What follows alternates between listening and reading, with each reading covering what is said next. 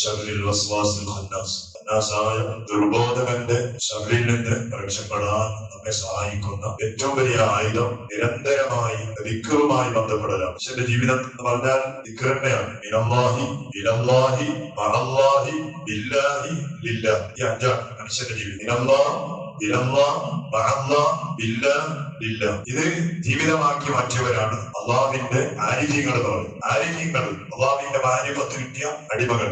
മനുഷ്യ ജീവിതം മിനല്ലാഹ്, അള്ളാഹുവിൽ നിന്ന് വന്നവരാണ് ഓരോരുത്തരും. മിനല്ലാഹ്, ഇനി പോകേണ്ടതോ ഇലല്ലാഹ്, അള്ളാഹുവിലേക്കാണ്. മിന്നാ ഖലഖനാകും വഫീഹാ നുഈദുകും വമിൻഹാ നുഖ്രിജുകും താറത്തൻ ഉഖ്റാ. അവസാനമായി 3 പിടി മണ്ണ് വാരിയിടുന്ന സമയത്ത് പറയുന്നതാ. അപ്പോ മാത്രമുള്ളതല്ല, മനുഷ്യന്റെ പിറവിയോടുകൂടി തന്നെ മിനല്ലയാണ്, അള്ളാഹുവിൽ നിന്ന് വന്നവരാണ്. പോകേണ്ടതോ ഇലല്ലാഹ്, അള്ളാഹുവിലേക്കാണ്. ദുനിയാവാണെങ്കിലോ മഅല്ലാഹ്, എപ്പോഴും അള്ളാഹിനോട് കൂടിയാണ്. അള്ളയില്ലാത്ത ഒരു സെക്കൻഡ്, അള്ള കാണാത്ത, അള്ളാഹു അറിയാത്ത, അള്ളാഹുമായി കണക്ഷൻ ഇല്ലാത്ത ഒരു സെക്കൻഡ് നമ്മുടെ ജീവിതത്തിൽ വരാനില്ല, വന്നിട്ടുമില്ല. വരാനുമില്ല, വന്നിട്ടുമില്ല. ഇനി മരിച്ചു പോയാലും ആഖിറത്തിലെത്തിയാലും അള്ള നമ്മളോടൊപ്പം കാണും. ഇല്ലെങ്കിൽ മനുഷ്യൻ തോറ്റുപോകും. ഇതാണ് ഇനിയോ ബില്ലാഹ്. ഇനി നമ്മുടെ ഈ ജീവിതത്തിൽ നാം എന്തൊക്കെ നേടിയെടുക്കുന്നുണ്ടോ അത് മുഴുവനും അള്ളാഹുവിനെ കൊണ്ട് നമുക്ക് കിട്ടുന്നതാണ്. ബില്ലാഹ്. എന്ത് കിട്ടിയാലും, എന്ത് നേടിയാലും, എന്ത് നാം ആസ്വദിച്ചാലും അത് മുഴുവനും ബില്ലാഹ്, അള്ളാഹുവിനെ കൊണ്ട് കിട്ടുന്നതാണ്. വെറും ബിസ്മില്ല മാത്രം ബിസ്മില്ല അല്ല, എപ്പോഴും ബില്ലയാണ്. ഓരോ സെക്കൻഡുകളും അള്ളാഹുവിനെ കൊണ്ടാണ്. ഇനിയോ മറ്റൊന്നോ ഇല്ല. ഞങ്ങൾ എന്ത് ചെയ്താലും ആ ചെയ്യുന്നത് മുഴുവൻ അള്ളാഹ്ക്ക് വേണ്ടിയിട്ട്. എന്ത് ചെയ്യുമ്പോഴും ആ ചെയ്യുന്നത് മുഴുവൻ, കാരണം അത് നാം അത് ചെയ്യാൻ വേണ്ടിയിട്ട് ഉപയോഗിക്കുന്നത് അള്ളാഹു തന്ന നിയമത്താണ്, അള്ളാഹു തന്ന കഴിവാണ്, അള്ളാഹുവിന്റെ സഹായമാണ്. അതുകൊണ്ട് നമ്മുടെ ഓരോ പ്രവർത്തനങ്ങളും ഇല്ല അള്ളാഹ്ക്ക് വേണ്ടി. ഇതാണ് മാരിഫത്ത്. ഇനല്ലാഹി ഇലല്ലാഹി മഅല്ലാഹി ബില്ലാഹി ലില്ലാഹ്. ഇത് ശൈത്താന്റെ വസ്വാസം ഒഴിവാക്കാൻ വേണ്ടി മാത്രമല്ല, എപ്പോഴും ഒരു മനുഷ്യൻ അടിമയായ ഒരു അടിമ അള്ളാഹുമായി ബന്ധപ്പെടേണ്ടവരാണ്. അത് ബന്ധപ്പെട്ടവരാണ് അള്ളാഹുവിന്റെ ആരിഫീങ്ങൾ. ചില കാലൊന്നും അല്ല. അടുത്ത് കഴിഞ്ഞു പോയ മഹാനായ കണ്ണിയത്ത് ആരായിരുന്നു? അള്ളാഹുവിന്റെ വലിയ മാരിഫത്ത് കിട്ടിയ ഒരു വലിയ മഹാനായിരുന്നു. ജീവിതത്തിൽ ഇവിടുത്തെ ചരിത്രം പറയുന്നത് ഒരു കറാഹത്ത് പോലും, അറാമോട്ടെ, ഒരു കറാഹത്ത് പോലും ചെയ്യുന്നതിൽ ആളുകൾ കണ്ടവരല്ല. അത്രയും സൂക്ഷ്മതയുള്ള ജീവിതമായിരുന്നു മഹാനായ കണ്ണിയത്ത് ഉസ്താദ്. ഉയർത്തി കൊടുക്കുമാറാകട്ടെ. അടുത്ത കഴിഞ്ഞു പോയവരാണ്, അടുത്ത ആളുകളൊന്നല്ല. ഈ നൂറ്റാണ്ടിൽ കഴിഞ്ഞു പോയ അള്ളാഹുവിന്റെ അടിമകൾ. അങ്ങനെയുള്ള അടിമകൾ ഖിയാമത്ത് നാൾ വരെ ഉണ്ടാവും. ഖിയാമത്ത് നാൾ വരെ ഉണ്ടാവും. ഖിയാമത്ത് നാളിന്റെ ഏറ്റവും വലിയ പ്രത്യേകത എന്താണ്? അന്ന് മനസ്സിന്റെ ഉള്ളിൽ അള്ളാഹ് എന്ന് പറയുന്ന ഒരാൾ ഇവിടെ ഉണ്ടാവില്ല. ലാ ഇലാഹ ഇല്ലല്ലാഹ്, അല്ലെങ്കിൽ അള്ളാഹ്, മനസ്സ് തുറന്ന് അള്ളാഹ് എന്ന് പറയുന്ന ഒരു മനുഷ്യനും ഇവിടെ ഇല്ലാതിരിക്കുമ്പോഴാണ് ഖിയാമത്ത് നാൾ സംഭവിക്കുക. പെട്ടെന്ന് ഉണ്ടാവില്ല അല്ലെ? അതിന്റെ ഇടയ്ക്ക് അതിന്റെ സമയമാകുമ്പോ ഹബീബായ റസൂലുള്ളാഹി സ്വല്ലല്ലാഹു അലൈഹി വസല്ലം പറഞ്ഞില്ലേ, ഒരു സുന്ദരമായ ഒരു കാറ്റ് ഇവിടെ അല്ലാഹു തആല ഇറക്കുന്ന, ആ കാറ്റോട് കൂടിയിട്ട് മുഅ്മിനീങ്ങളായ ആളുകൾ മുഴുവൻ മരിച്ചു പോകുന്ന ഖിയാമത്തിന്റെ മുമ്പായിട്ട്. അപ്പൊ പിന്നെ റസൂലുള്ളാഹി തങ്ങളും പറഞ്ഞത് ഇവിടെ വാസ്തവമാവും. അള്ളാഹ് എന്ന് പറയുന്ന ഒരാൾ ഇല്ലാതിരിക്കുമ്പോൾ ഖിയാമത്ത് നാൾ സംഭവിക്കും. ഏതോട്ടെ, അത് ആ ഖിയാമത്ത് നാൾ സംഭവിക്കാതിരിക്കാൻ വേണ്ടിയിട്ടല്ല. നമ്മുടെ ജീവിതത്തിൽ ശൈത്വാനിന്റെ ബുദ്ധിമുട്ടും വസ്വാസും അവന്റെ ദുർബോധനവും അതൊക്കെയും തടയാൻ വേണ്ടിയിട്ട് നമ്മുടെ കയ്യിൽ അള്ളാഹു ഏൽപ്പിച്ച ഏറ്റവും വലിയ ആയുധം അത് ദിക്റുല്ലാഹ്, അള്ളാഹുവിന്റെ ദിക്റാണ്. അത് ചെല്ലണം.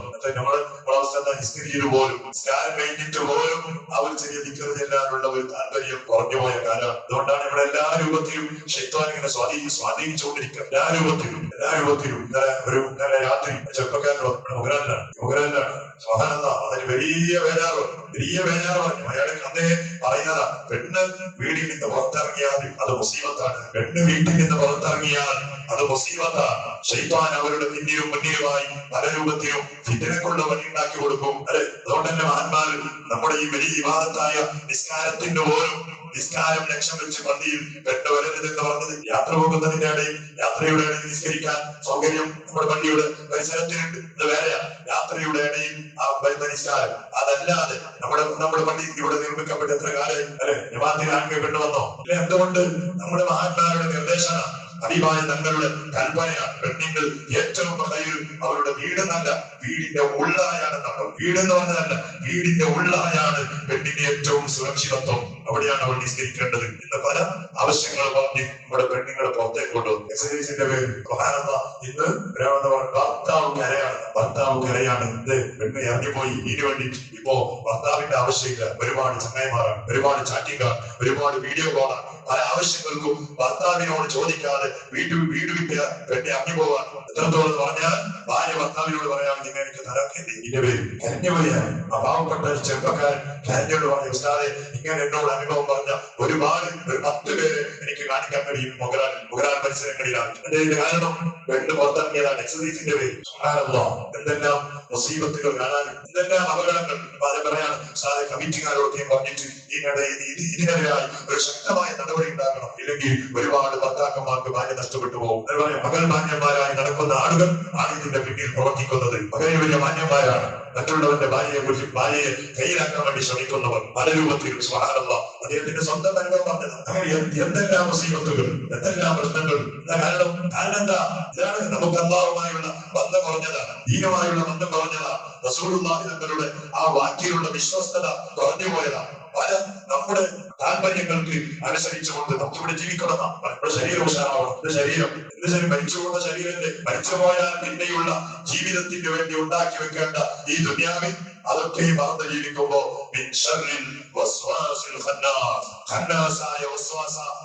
ചെയ്യുന്ന ദുർബോധനം നടത്തുന്ന ഇബ്ലീസിന്റെ മെമ്പർമാർ ഇവിടെ കൂടി വരും. നിങ്ങൾ എന്ത് പറഞ്ഞിട്ട് ഇവിടെ 1-ാം നൂറ്റാണ്ടിലില്ലാത്ത ഏറ്റവും വലിയ കാലം ഖൈറുൽ ഖുറൂനി ഖർനിതാണ്. റസൂലുള്ളാഹി പറഞ്ഞു ഏറ്റവും നല്ല നൂറ്റാണ്ടേതാണ്, അത് എന്റെ നൂറ്റാണ്ടാണ്. പിന്നെ വരുന്ന ഓരോ നൂറ്റാണ്ടുകളിൽ ആ ഖൈർ കുറഞ്ഞു പോകും. എത്ര നൂറ്റാണ്ടായി? 14 നൂറ്റാണ്ടാണ്. 14-ാമത്തെ നൂറ്റാണ്ടിലാണ് റസൂലുള്ളാഹി പറയുന്നത്. നമ്മുടെ നാട് വലിയ ഖൈറായ കാലം റസൂലുള്ളാഹിന്റെ കാലല്ല, സ്വഹാബത്തിന്റെ കാലല്ല. ഓരെന്ത് ഒരു നീതിയാണ് ഇപ്പൊ കേൾക്കുന്നത്. സ്വഹാബത്തിന്റെ നീതി പറഞ്ഞാൽ ഓരെന്താ ഇപ്പോഴത്തെ പുരോഗതിയുണ്ട് എന്ന് പറയുന്ന ആളുകളുടെ കാലമാണ്. എന്താ കാരണം?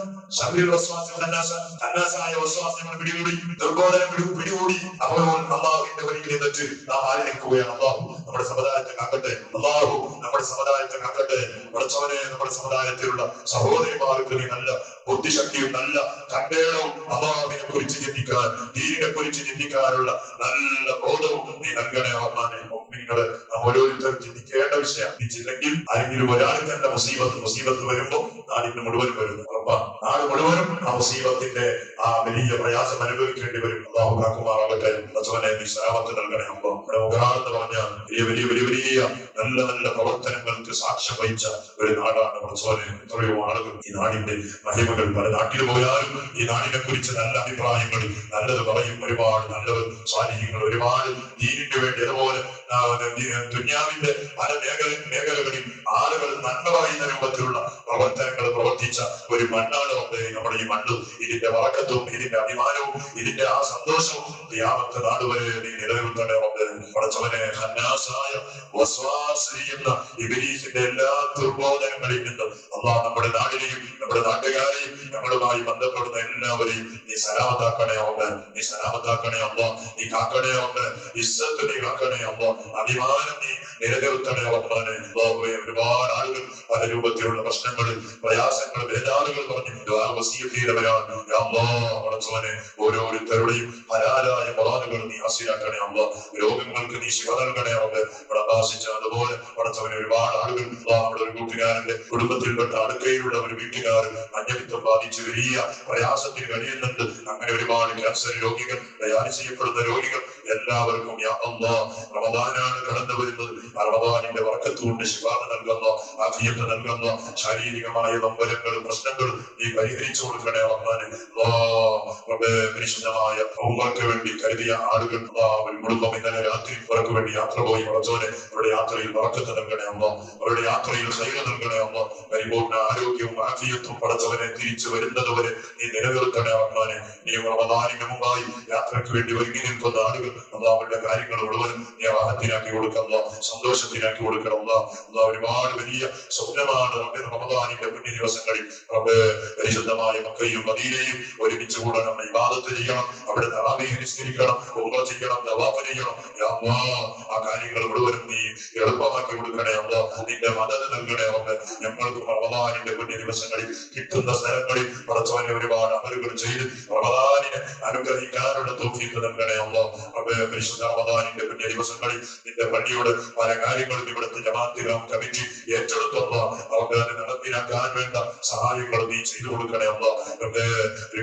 ഒരാൾ 10,000 രൂപ നമ്മുടെ പള്ളിക്ക് വേണ്ടി ഏറ്റെടുത്തു. ഇതൊരു സംഘടനക്കാരും ഒരു 10,000 രൂപ എന്തൊക്കെ ആവശ്യമുണ്ടോ പടച്ചവനെ ആളുകൾക്ക് അതിന്റെ എല്ലാ രൂപത്തിലുള്ള അനുഗ്രഹങ്ങളും നീ ചെയ്തു കൊടുത്ത് പള്ളിയുടെ കാര്യങ്ങൾ മുഴുവനും നീ റാഹത്തിലാക്കണേ അല്ല. ഇന്ന് വരെ ഈ പള്ളിയെ ആരൊക്കെ സഹായിച്ചോ അവരെ മുഴുവനും നീ സഹായിക്കണേ അല്ല. അവരുടെ കുടുംബത്തിൽ നിന്ന് നമ്മുടെ കുടുംബത്തിൽ നിന്ന് മരിച്ചുപോയ ആളുകൾക്ക് മുഴുവനും നീ നിന്റെ റഹ്മായ ഫദ്ല് കൊണ്ട് സ്വർഗം നൽകണേ അല്ല. ബിഹഖി സയ്യിദിനാ മുഹമ്മദ് സ്വല്ലല്ലാഹു അലൈഹി വസല്ലം. ആമീൻ. ഹസ്ബുനല്ലാഹു വനിഅമൽ വകീൽ.